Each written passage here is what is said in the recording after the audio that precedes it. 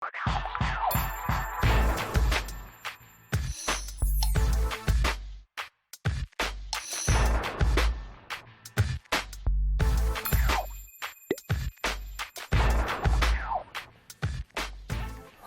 जासिफ, आप आ गए?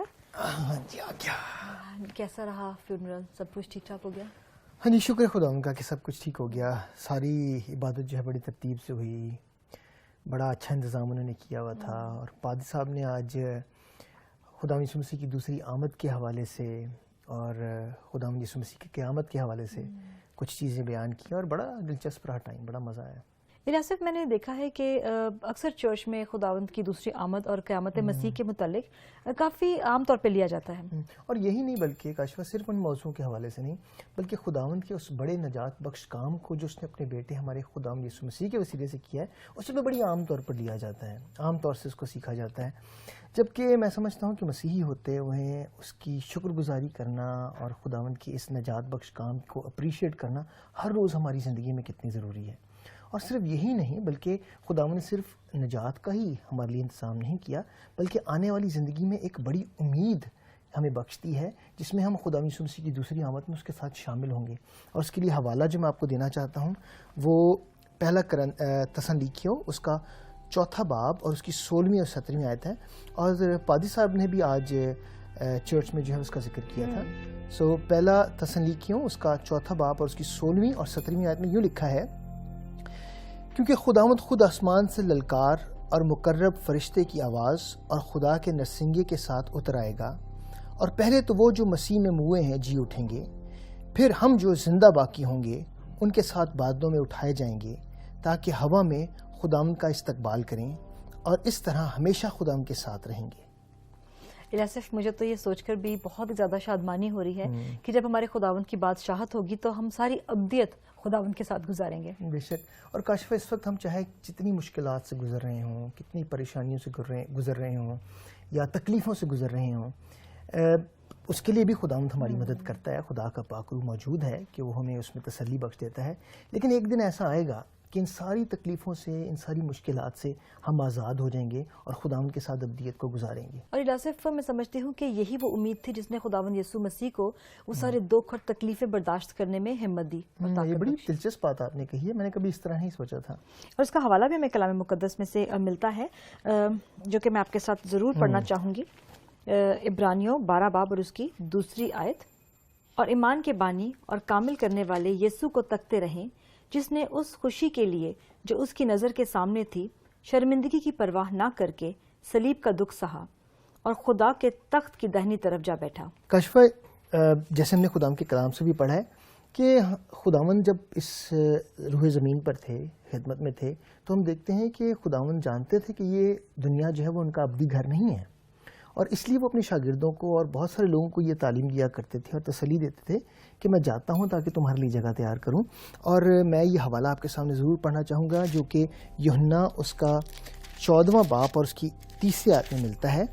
और इसमें यूँ लिखा हुआ है, और अगर मैं जाकर तुम्हारे लिए जगह तैयार करूँ तो फिर आकर तुम्हें अपने साथ ले लूँगा, ताकि जहाँ मैं हूँ वहाँ तुम भी हो। खुदावंद की तसल्ली हमें यहाँ मिलती है। बेशक इलासिफ, खुदावंद की मौत और खुदावंद की क़यामत हमारे लिए एक रास्ता तैयार करता है ताकि हम अपनी अब्दियत खुदावंद के साथ गुजारें, जहाँ पर सिर्फ खुदावंद का जलाल ही जलाल होगा। बिल्कुल। और पौलुस रसूल जो हैं वो इस बात को भी वाज़े करते हैं, उस बात की उम्मीद जो हमें दिलाते हैं, जो मैं रोमियो उसका 8 बाब और उसकी 18वीं आयत में आपके लिए पढ़ना चाहूँगा।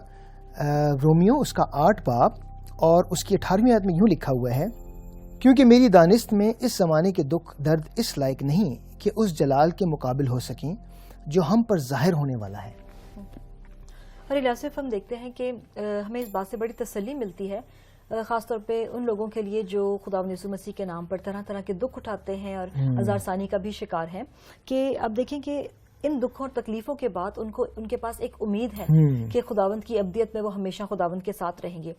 और ये सारी बातें हैं जो समझते हो कि खुदा इन सारे लोगों को दुख और तकलीफ को बर्दाश्त करने का बड़ा फजल देता है। हाँ, बिल्कुल जी। और हमने देखा था कि पौलुस रसूल भी इस बात को हमें याद दिलाते हैं कि ये जो तकलीफ़ें या मुश्किलात से जिससे हम गुजर रहे हैं, ये सब आर्जी हैं, और उस बड़ी शादमानी में हम खुदावंद के साथ जो है वो शामिल होने को हैं, जो कि आने वाली है। یہ بالکل اسی طرح ہے کاشفہ، جیسے ایک ماں جو ہے وہ بڑی تکلیفوں سے اور بڑی دکھوں سے نکل کر ایک بچے کو جو ہے وہ جنم دیتی ہے، لیکن جیسے ہی اس بچے کو اس کی گود میں رکھا جاتا ہے تو وہ ساری تکلیفیں بھول جاتی ہیں، بلکہ شادمان ہو جاتی ہے۔ الیاسف، اور دیکھیں یہ بڑی تسلی کی بات ہے ہمارے لیے کہ آج اس دنیا میں رہتے ہوئے جو دکھ اور تکلیف ہم برداشت کرتے ہیں، خداوند یسوع مسیح کی قیامت اور خداوند یسوع مسیح کی دوسری آمد ہمارے لیے ایک بہت بڑی امید ہے، ایک بہت بڑی تسلی ہے۔ کاشف، ان ساری باتوں کو سیکھ کر سمجھ کر ہمیں کتنی تسلی ملی ہے کہ جن تکلیفوں سے، مشکلات سے ہم اس وقت گزر رہے ہیں، ان کے آگے ایک امید ہے، اور وہ امید ہمیں اس جلالی پریزنس میں خدا کی جو ہے وہ شامل کرے گی۔ تو جو کچھ آج ہم نے سیکھا ہے یا جو ہم نے آج پڑھا ہے، کیوں نہ اس کا اعادہ کر لیتے ہیں۔ جی ضرور۔ آپ کا اپنی منزل کو جاننا آپ کے منصوبے پر اثر انداز ہوتا ہے، یعنی آپ اپنے سفر کو کیسے کریں گے۔ روحانیت میں بھی یہی بات درست ہے۔ اچھی زندگی گزارنے کے لیے ہمیں اپنی ابدی منزل کو جاننا چاہیے۔ دوسری آمد اور قیامت مسیح کا عقیدہ ہمیں اپنی تکلیف میں امید دلاتا ہے۔ ہم اس زندگی اور اس کی کسی بھی آنے والی تکلیف کو خوشی سے برداشت کر سکتے ہیں، اس حقیقت کو جانتے ہوئے کہ قیامت میں ہمیں بے بیان جلال ملے گا۔ تو الیاسف، ہم کیوں نہ خداوند کی اس بڑی بخشش کے لیے اور اس امید کے لیے جو خداوند نے ہمیں ہمیشہ کی زندگی کی دی ہے، اس کا شکر ادا کریں۔ ضرور۔ ہلیلویا، خداوند تیرا شکر ہو، تیرے نام کی تعریف ہو۔ اے خداوند، اس بڑی امید کے لیے ہم تیرا شکر کرتے ہیں جو آنے والی زندگی میں خداوند ہم جلالی بدن میں تیرے ساتھ ابدیت میں زندگی گزاریں گے۔ اس بات کے لیے ہمیں ہمیشہ تیرے شکر گزار رہنے کا فضل بخش دے، مسیح یسوع کے وسیلے سے، آمین۔